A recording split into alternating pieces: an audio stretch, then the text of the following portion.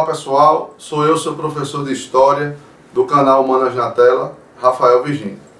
E hoje nós vamos trabalhar, discutir com vocês, o Enem que já está aí em cima. A temática de hoje da minha aula é sobre crise, especificadamente a crise de 29. Vamos falar um pouco do que está acontecendo no mundo, essas crises que tanto falam, a imprensa tanto bate no Brasil. E, caros amigos, traz exatamente um artigo muito bom sobre crise potencial explosivo, e o artigo traz: somatório de crise econômica com crise política leva o país a instabilidades e incertezas e pode estar longe do fim. Ou seja, a crise gera instabilidades e incertezas. Por que ela gera essa instabilidade? Por que ela gera essa incerteza? Então veja, antes de entendermos a crise hoje, vamos para a crise mais falada do capitalismo, que foi a crise de 1929. Vamos lá, vamos dar uma lida na questão para a gente poder desenvolver o nosso raciocínio aí. Lá, vai aparecer na tela aí. Quando se processaram as eleições de novembro de 1932, o país estava numa situação pior do que nunca. Todas as curas do senhor Hoover não conseguiram dar vigor ao paciente moribundo. Os trabalhadores eram assolados pelo desemprego. Os lavradores eram arrasados pela crise da agricultura. A classe média tinha perdido suas economias nas falências dos bancos e temia pela sua segurança econômica. Em 8 de novembro de 32, o povo americano elegeu Roosevelt para presidente dos Estados Unidos. O New Deal do Sr. Roosevelt foi chamado de revolução. Era e não era. Era uma revolução quanto às ideias, mas não na sua parte econômica. Não era uma revolução econômica, pois... Vamos lá. O que foi que aconteceu com os Estados Unidos para que ocorresse a intervenção do Estado na economia? A crise do capitalismo liberal. Esse modelo econômico entrou em pane, quebrou a famosa superprodução, acabou a Primeira Guerra Mundial, a Europa ela foi se recuperando passo a passo, ano a ano, e a indústria americana continuou produzindo, continuou sua produção, continuou, resultado disso, oferta de mais, procura de menos.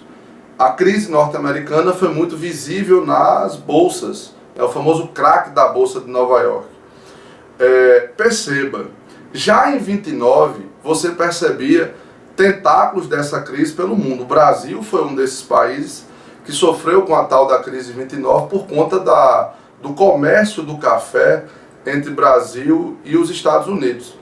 É bom você lembrar do seguinte, o café entra em crise, o setor agroexportador vai entrar em crise, Vargas vai chegar ao poder através da Revolução de 30 e o Brasil vai ter uma guinada para a área econômica da indústria de base, os investimentos econômicos feitos pelo Getúlio Vargas, certo? Então, preste atenção que os tentáculos de uma crise não ocorrem só nessa fase da globalização.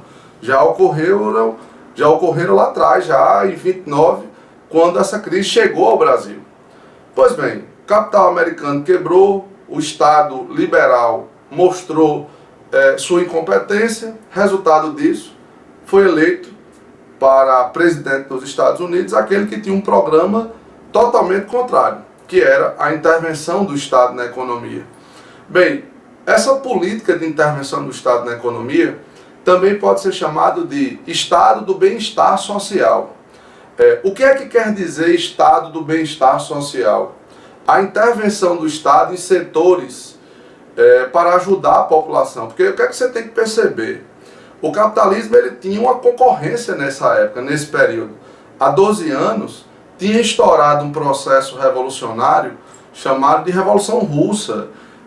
Antes da Revolução Russa, ainda no século XIX, você tinha tido a Primavera dos Povos, em 1848, você tinha tido a Comuna de Paris, ou seja, Primavera dos Povos, Comuna de Paris, foram movimentos de esquerda, de trabalhadores operários se organizando o início desses movimentos. Depois vem a Revolução Russa com o poder dos bolcheviques. Ou seja, o capitalismo estava com muito medo que o discurso socialista se espalhasse.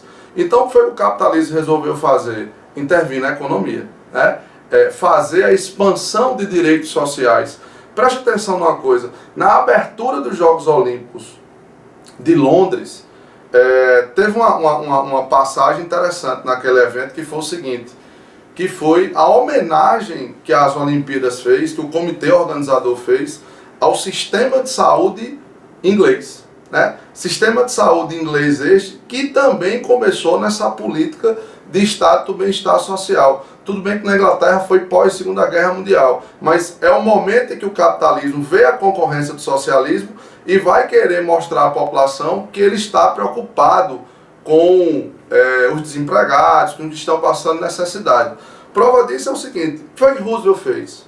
Roosevelt criou o seguro-desemprego, Roosevelt fez obras públicas para geração de emprego, Roosevelt comprou muita produção, ou seja, ele fez uma forte intervenção do Estado para o Estado se recuperar, né? E a questão ela traz uma discussão interessante. Não é uma revolução por quê? Primeiro, quando você usa a palavra revolução, revolução quer dizer mudança, ruptura, mas uma ruptura total, plena, cultural, educacional, econômica, enfim, todo tipo de ruptura que você possa imaginar na sociedade. Esse New Deal não foi uma revolução, porque ela não mudou a sua estrutura vinculada à propriedade privada. Vamos lá, vamos dar uma lida nas alternativas e achar aí o porquê. Vai aparecer aí na tua tela. Vamos direto para as alternativas agora.